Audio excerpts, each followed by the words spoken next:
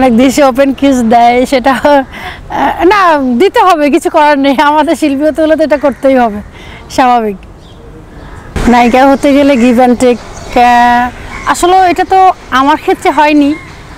এটা জানি না কারা এই কথা বলে, আমি শুনেছি, দেখিনি। আমার ক্ষেত্রে হয়নি, হয়তো এই জন্যই হয়তো উঠতে পারেনি।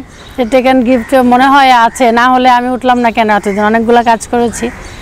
অবশ্যই রিলিজ হয়নি, রিলিজ হলে হয়তো কিছু একটা পেতাম। তো এটা মানুষের যৌবন যেহেতু আছে, তো চাহিদা তো থাকবেই, হয়তো হতেও পারে, কিন্তু আমার ক্ষেত্রে এটা হয়নি, হয়তো এই জন্য আমি উঠতে পারিনি। ফিল্মে আসতে গেলে গডফাদার দরকার হয়, এটা আসলে আমার আইডিয়া নেই। আমার মনে হয় কি যে যার যার প্রতিভা দিয়ে সে উঠবে। তো যারা বড় হয়েছেন, আমার মনে হয় না যে এই লাইন দিয়ে আসতে হয়েছে। আমি হইনি, আমি আসিনি, আমি বড় হইনি কেন জানি না, হয়তো তাদের প্রতিভা আছে তাই বড় হয়েছে। তো গডফাদার বলতে আসলে কি প্রতিভা দিয়ে ওঠে, কারো মাধ্যম দিয়ে আসতে হয়। আসলে মাধ্যম ছাড়া কখনো কোনো লাইনে উঠা যায় না, মাধ্যম লাগে। এখনকার যে সিনেমাগুলো, রোমান্টিক সিনেমাগুলো করছে এবং আসছে, হ্যাঁ বাস্তব তো করতে হয়। এটা তো আমরা দর্শক দেখে বলে যে অভিনয়, আসলে বাস্তবেই আমরা এটা করি। বাস্তবেই যদি এটা না করা হয় তাহলে অভিনয়টাই বা কীভাবে আসে? বাস্তবেই করা হয়। তো আমার বেশ কয়েকটা সিনেমাতে আমি এরকম রোমান্টিক দৃশ্যে কাজ করেছি। এখন আসলেও কাজের ক্ষেত্রে এটা করতে হয়।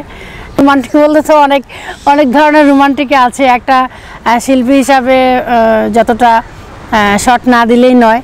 তো আমরা চাইবো যে দর্শক যেন ভালো দিক নেয়, আমরা তো ওইভাবেই রোমান্টিকটা করার চেষ্টা করবো আর কি।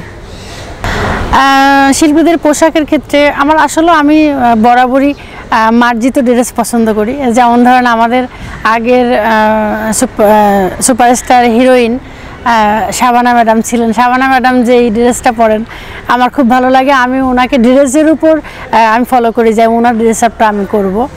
তো বেশ আমার কাছে ড্রেস আপ মার্জিত হলেই ভালো। আর দেখা গেছে কাজের ক্ষেত্রে যদি পরিচালক ভাইয়া, প্রযোজক এবং কিভাবে নেবেন, কি ড্রেস পরাবেন, সেটা শালীনতার মধ্যে হলে তো সেটা আমার ভালোই হবে। অবশ্যই আমি ওনাদের মতো করেই চলার চেষ্টা করব।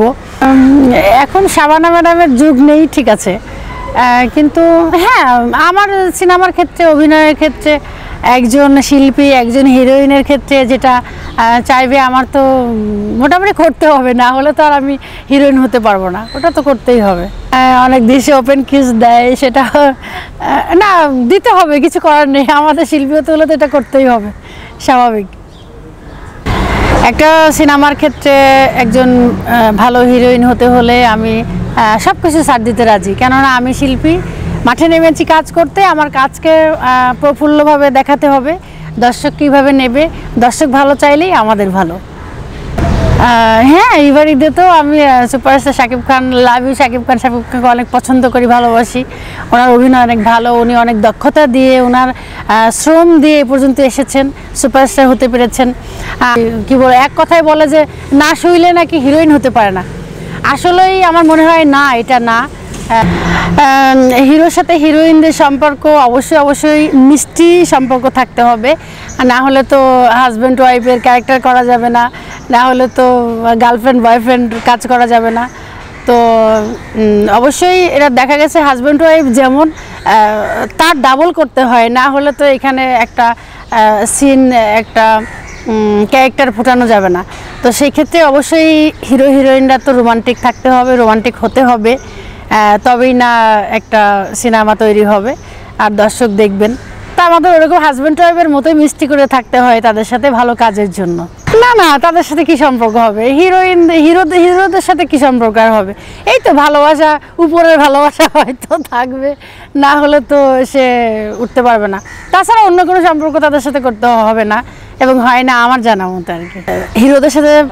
হিরোদের সাথে অভিনয় করতে গেলে বাচ্চা হয়ে যায় আসলে কে জানে, হয়তো তার অভিরুচি, হয়তো তার ভালো লাগে, বাচ্চা হয়, এটা আমি দেখিনি, শুনেছি।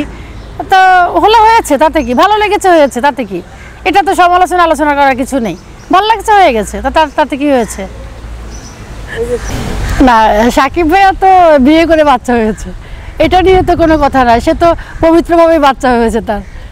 প্রথম স্ত্রী দ্বিতীয় স্ত্রীতে পবিত্রভাবে বাচ্চা হয়েছে, তো ভালো, তো সুপারস্টারের মতো কাজ করেছে। সুপারস্টার শাকিব খানের সিনেমা দেখেছি।